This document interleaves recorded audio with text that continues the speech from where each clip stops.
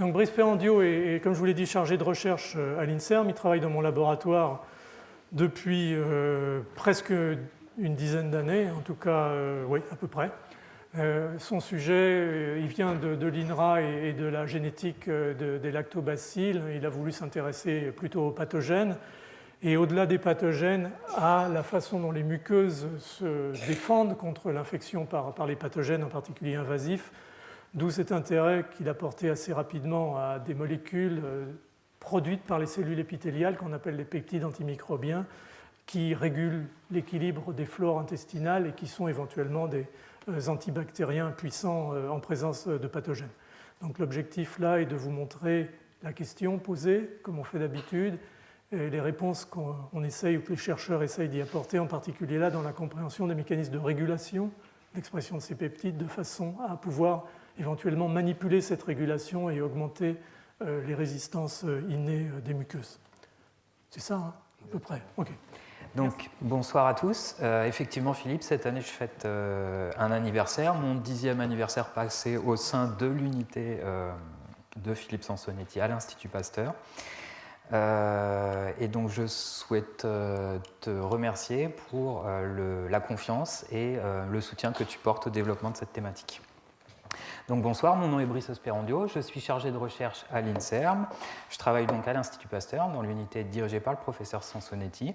Et ce soir, mon objectif va être de vous présenter en fait brièvement ce problème de santé publique que constitue le phénomène de résistance des bactéries pathogènes aux antibiotiques, mais surtout de vous montrer que d'autres approches de traitement sont actuellement en cours de développement, des approches pour lutter contre ces résistances des bactéries pathogènes aux antibiotiques, et ce pour éviter de tomber dans les situations d'impasse thérapeutique.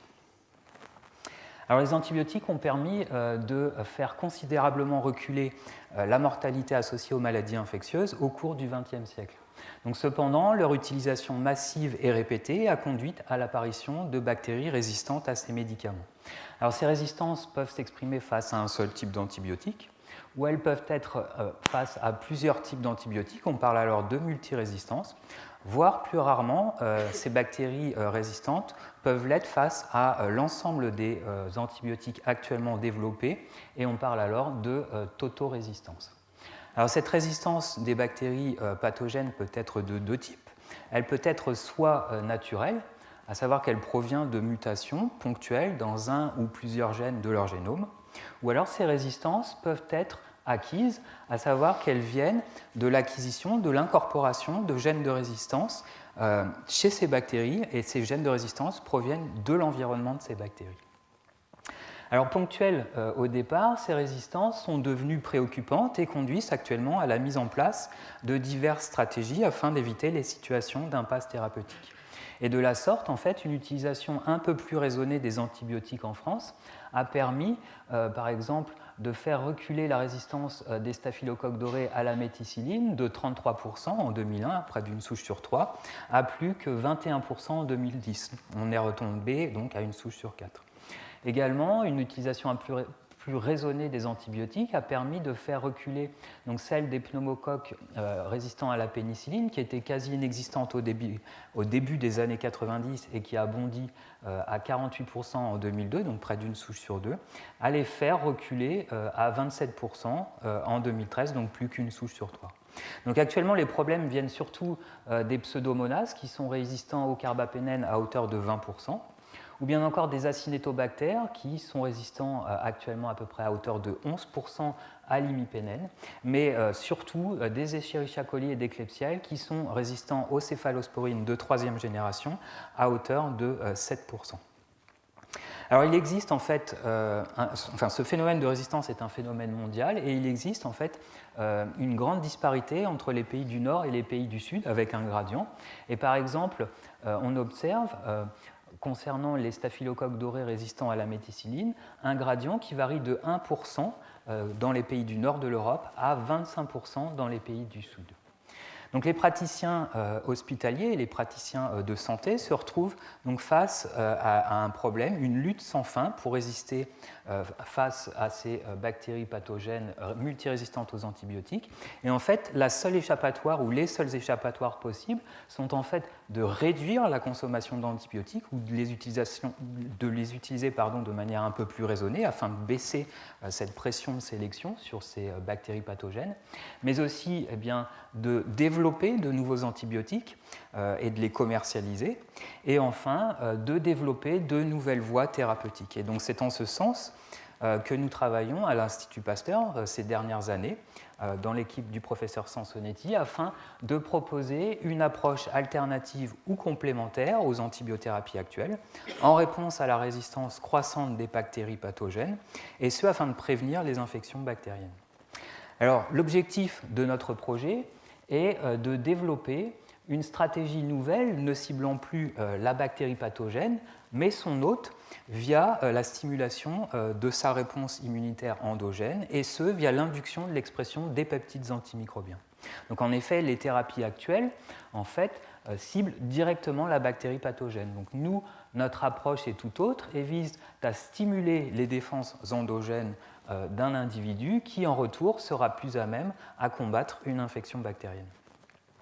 Donc, cette thérapeutique devrait permettre une résolution plus rapide des infections bactériennes et constituer donc un moyen thérapeutique permettant d'empêcher l'apparition, l'aggravation ou l'extension des infections bactériennes. Alors, la nature de notre innovation est en fait d'identifier des molécules, des nouvelles molécules qui sont immunostimulatrices et qui permettent d'induire l'expression des peptides antimicrobiens qui en fait sont des antibiotiques naturellement produits par les organismes tels que l'homme au niveau de ces épithéliums qui interfacent avec l'environnement, avec l'extérieur, avec les bactéries donc, tels que l'épithélium de l'intestin, du poumon, de la peau ou bien encore de la vessie. Et en fait, cette stratégie doit être associée à une production minimale des marqueurs de l'inflammation pour éviter une destruction inflammatoire des tissus. Alors, qu'est-ce que sont ces peptides antimicrobiens ? Alors, les peptides antimicrobiens sont des armes de défense évolutivement anciennes, et en fait, leur large distribution et conservation au sein du règne animal et végétal, donc allant de la plante jusqu'à l'homme, suggèrent qu'ils ont joué un rôle primordial, fondamental dans le succès évolutif des organismes multicellulaires complexes. Alors, ces peptides antimicrobiens sont des antibiotiques naturels. Ils sont en fait efficaces contre les bactéries, à la fois à gram positif et à gram négatif, mais également contre les virus et contre les champignons. Donc actuellement, à peu près 1200 peptides antimicrobiens différents ont été répertoriés, tout organisme confondu, et parmi lesquels, par exemple, chez l'homme, on compte les défensines et la catélicidine. Chez la vache, on compte la bacténicine, les protégrines chez le porc, la magéline, dont je vous ai fourni la structure ici, qui est bien connue et qui est un peptide antimicrobien de grenouille, l'androctonine chez le scorpion, la tachyplésine chez le crabe, la pidécine chez l'abeille, chez le ver à soie, la cécropine, qui est également bien connue, l'éthanatine chez les insectes ou l'éthionine chez les plantes. Alors, tous ces peptides antimicrobiens partagent deux caractéristiques communes. Donc, la première, c'est que ce sont des protéines de petite taille, variant de 12 à 50 acides aminés. Et la seconde, c'est que toutes ces protéines sont positivement chargées à leur surface, ce qui leur permet d'interagir d'un point de vue mécanistique avec les membranes bactériennes qui, elles, sont chargées négativement. Donc, le plus attirant le moins, le peptide antimicrobien allant vers la bactérie.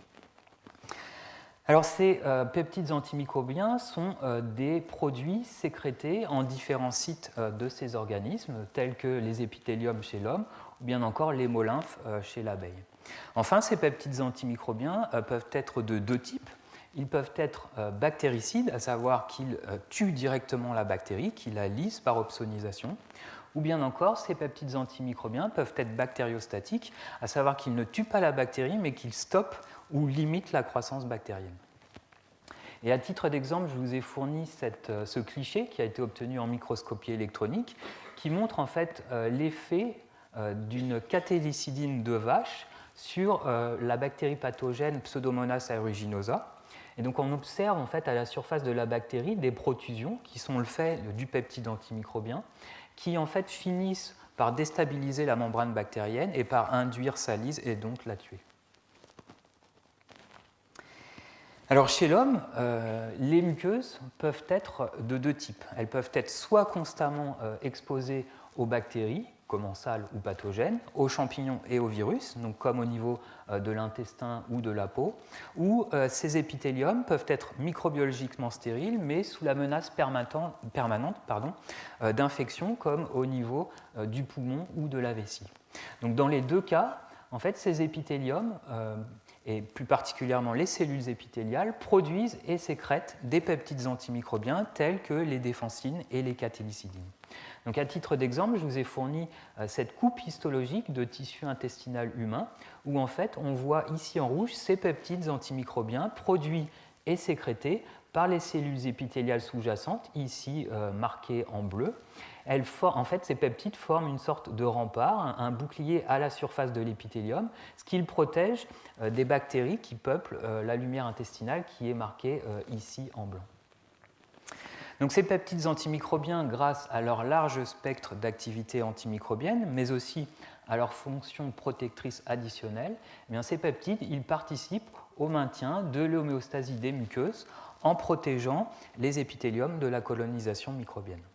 Alors, ces peptides antimicrobiens ont différentes fonctions. Donc, on l'a vu, ce sont des antibactériens, ils sont efficaces contre les bactéries à gram positif et gram négatif. Mais ce sont aussi des antifongiques. Ce sont aussi des antiviraux. Par exemple, chez l'homme, ils sont particulièrement efficaces contre les virus à enveloppe. Ce sont aussi des antiparasitiques qui sont efficaces contre les helminthes. Donc, à côté de cette activité bactéricide ou microbicide directe, ces peptides antimicrobiens ont des fonctions additionnelles qui sont non négligeables. Donc, par exemple, ils sont capables de recruter par chimiotactisme les cellules de l'immunité adaptative, telles que les lymphocytes T, les monocytes ou bien encore les cellules dendritiques, au foyer infectieux, et en cela de coupler l'immunité innée à l'immunité adaptative. Donc de plus, ces peptides antimicrobiens interviennent dans un processus que l'on appelle la restitution ou la réparation épithéliale, qui comprend en fait les phénomènes de cicatrisation tissulaire, de différenciation cellulaire et également d'angiogénèse, qui sont l'ensemble des processus qui permettent la formation de nouveaux vaisseaux sanguins lorsqu'un tissu est lésé. Et enfin, certains rapportent une activité antitumorale pour certains de ces peptides antimicrobiens. Alors, ces dernières années, les études cliniques ont montré une corrélation existant entre le niveau d'expression des gènes codant ces peptides antimicrobiens et la susceptibilité des individus à diverses pathologies humaines. Alors, ces pathologies peuvent toucher la peau ou bien encore l'intestin ou bien encore, ça peut être d'autres types de pathologies. Alors pour les pathologies touchant la peau, on sait par exemple que les patients atteints de dermatite atopique ou d'eczéma atopique, qui sont en fait des syndromes inflammatoires cutanés, eh bien chez ces patients, on observe une diminution de l'expression des gènes qui codent certains de ces peptides antimicrobiens, notamment les défensines et les catélycidines. En ce qui concerne les maladies intestinales, on sait par exemple que chez les patients atteints de la maladie de Crohn, qui est en fait un syndrome inflammatoire intestinal, eh bien, on observe également une diminution de l'expression des gènes codant les défensines. Nous, au laboratoire du professeur Philippe Sansonetti, nous avons montré qu'une bactérie pathogène entérique, les Shigella pour ne pas les nommer, sont capables, elles aussi, de diminuer activement l'expression de certains de ces peptides antimicrobiens, tels que les défensines et les catélycidines. Enfin, l'expression de ces gènes est également modifiée à la baisse dans un nombre divers de pathologies humaines qui comprennent par exemple le cancer, le diabète ou bien encore certaines formes de leucémie comme le syndrome de Kotzmann. Et à côté de cette expression de gène qui peut être amoindrie, il y a également des modifications directement de la séquence du gène qui peut être altérée. Donc, tel est le cas, par exemple, de la séquence du gène qui code la bêta-défensine 1 et dont la survenue a été corrélée à la susceptibilité des individus à diverses pathologies, parmi lesquelles l'infection au VIH, ou bien encore la périodontite, qui est un syndrome inflammatoire des gencives, ou encore le sepsis dans une population bien particulière, qui est la population des Han en Chine. Alors devant cette corrélation existant entre une moindre expression du niveau, une moindre expression des gènes codant les peptides antimicrobiens et la susceptibilité des individus à diverses pathologies humaines, donc une stratégie thérapeutique qui permet de complémenter, de restaurer, voire de booster l'expression des gènes codant les peptides antimicrobiens, donc constitue donc une thérapeutique de choix et prometteuse. Donc c'est pourquoi, ces dernières années, plusieurs compagnies pharmaceutiques ont développé des peptides médicaments et qui sont tous actuellement testés ou ont été testés en cours d'essais cliniques. Donc, tel est le cas par exemple du pexiganan, qui est un peptide antimicrobien qui a été isolé à partir de la peau d'un crapaud africain qu'on appelle le Xenopus levis et qui est actuellement commercialisé sous forme d'une crème, la crème Locilex. Donc, ce peptide antimicrobien a été développé par la société américaine Dipexium Pharma aux États-Unis. Elle a passé les stades des essais cliniques 3 et elle est actuellement indiquée dans le traitement de l'ulcère du pied chez le patient diabétique. Donc, d'autres peptides antimicrobiens ont également été testés ou sont actuellement testés en cours d'essais cliniques. Donc, tel est le cas également de l'omiganan, qui est un peptide synthétique et qui est actuellement testé en essais cliniques contre l'acné rosacée. C'est un peptide qui a été développé par la société canadienne BioWest. On a également l'OP145, le Novoxatine ou le Litixar, qui sont aussi des peptides synthétiques, également testés en essais cliniques pour des indications de lutte contre l'otite chronique, ou bien encore l'infection fongique de l'ongle de l'orteil, ou bien encore les infections nasales liées au staphylocoque doré résistant à la méticilline.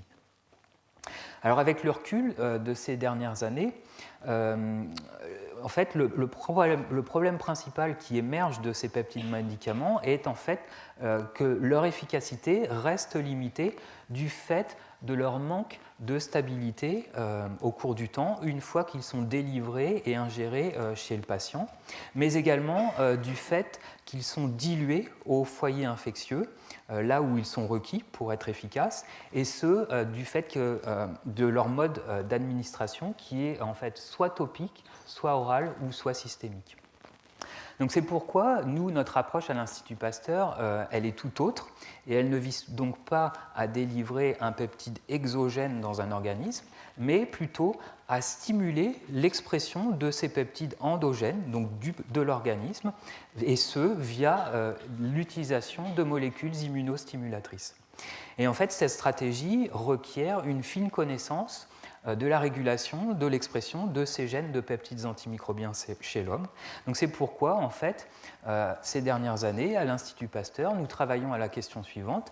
Quelles sont les régulations fondamentales de ces gènes de peptides antimicrobiens chez l'homme, avec pour but, a posteriori, d'en manipuler l'expression via l'utilisation de molécules immunostimulatrices.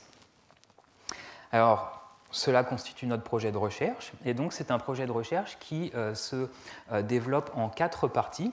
Et le premier volet de ce projet de recherche constitue de la recherche fondamentale, et il s'agit en fait ici de comprendre les mécanismes fondamentaux de la régulation des gènes codant les peptides antimicrobiens.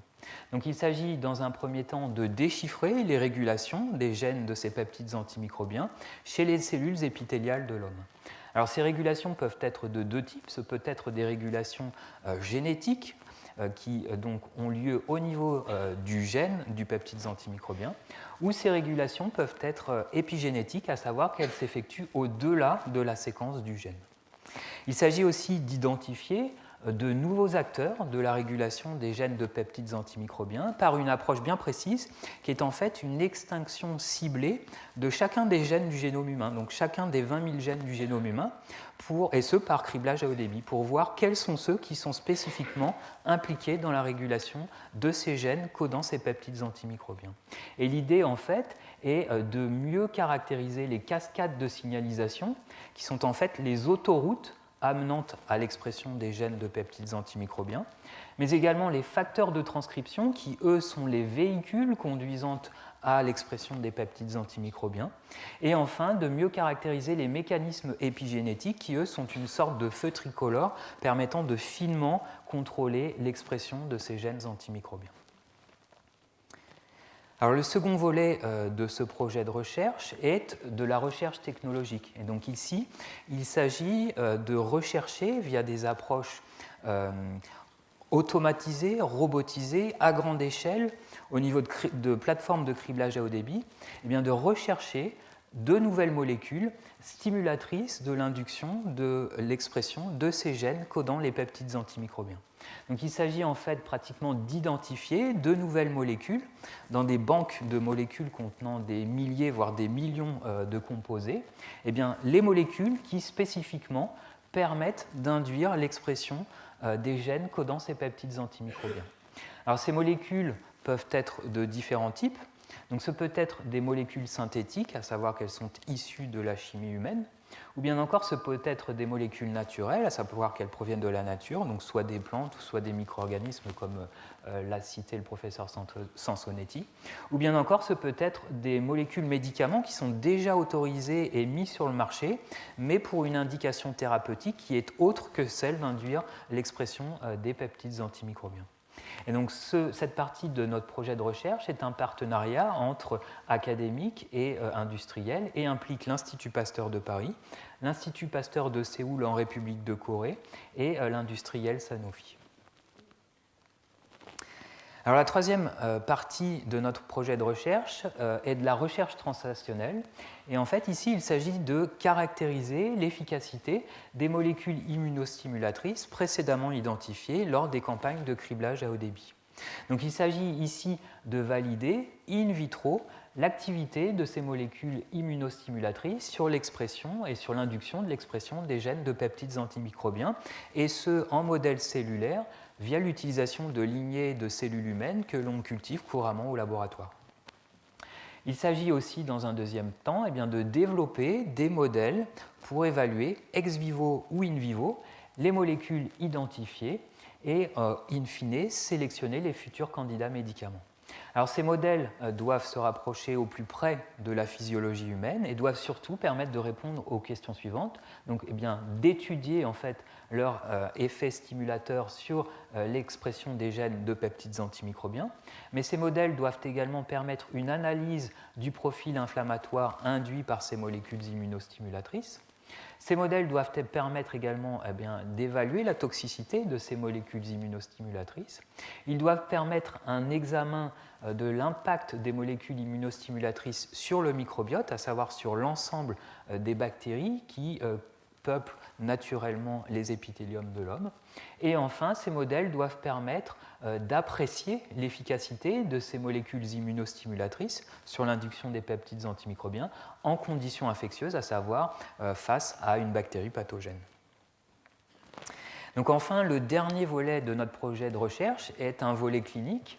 Et en fait, ici, il s'agit d'étudier l'expression des peptides antimicrobiens chez une population de patients bien particulière qui sont les patients leucémiques traités par chimiothérapie et chez lesquels en fait, les défenses adaptatives sont anéanties par le traitement médical. Et en fait, il s'agit de corréler le niveau d'expression des peptides antimicrobiens chez ces patients, donc à l'incidence d'événements qui sont propres à ces patients, qui sont les événements de translocation bactérienne de bactéries intestinales vers la circulation sanguine de ces patients. Donc, en d'autres termes, il s'agit de voir si nos molécules immunostimulatrices de l'expression des peptides antimicrobiens permettent de réduire la fréquence de passage de ces bactéries naturellement présentes dans le tube digestif de ces patients vers la circulation sanguine de ces patients, qui conduit bien souvent à des phénomènes de sepsis et donc au décès chez ces patients. Et donc ici, c'est également un partenariat entre recherche académique et hospitalier. Et cette partie du projet implique l'Institut Pasteur de Paris, l'Institut Gustave-Roussy et l'hôpital du Kremlin-Bicêtre. Donc pour conclure, un projet de recherche translationnelle comme le nôtre se doit d'être valorisé et d'avoir un impact en matière de santé publique. Donc c'est pourquoi en fait, les données qui sont issues de nos recherches sont publiées dans les journaux scientifiques et permettent en fait, d'améliorer les connaissances dans le domaine de l'immunité innée. D'autre part, en fait, les molécules qui sont issues de notre projet de recherche sont utilisées par nos partenaires de l'industrie pharmaceutique pour le développement de nouvelles molécules thérapeutiques innovantes et faire face ainsi aux défauts de nouveaux antibiotiques. Nos molécules sont également protégées par un dépôt de brevet auprès de l'Institut national de la propriété intellectuelle. Et enfin, on peut envisager au moins 4 domaines d'application pour de telles molécules en matière de santé publique. D'une part, pour lutter contre les diarrhées chroniques et récurrentes chez les populations pédiatriques dans les pays émergents, ou bien encore pour lutter contre ces événements de translocation bactérienne intestinale chez les patients leucémiques traités par chimiothérapie, nous venons d'en parler, ou bien encore dans l'arsenal du traitement contre les maladies inflammatoires de l'intestin, ou pour finir, pour lutter contre ces fameuses maladies nosocomiales qui sont donc le fait de bactéries résistantes et multirésistantes aux antibiotiques et qui sont bien souvent rencontrées et contractées en milieu hospitalier. Donc pour conclure, je souhaiterais donc remercier l'ensemble des personnes qui travaillent sur ce projet de recherche à l'Institut Pasteur de Paris, bien évidemment le professeur Sansonetti, mais également Nathalie Fischer, Emmanuel Séché, Erika Telford et Clément Bonamy, mes collègues à l'Institut Pasteur de Séoul, en République de Corée, et finalement nos partenaires de l'industrie pharmaceutique. Je vous remercie de votre attention.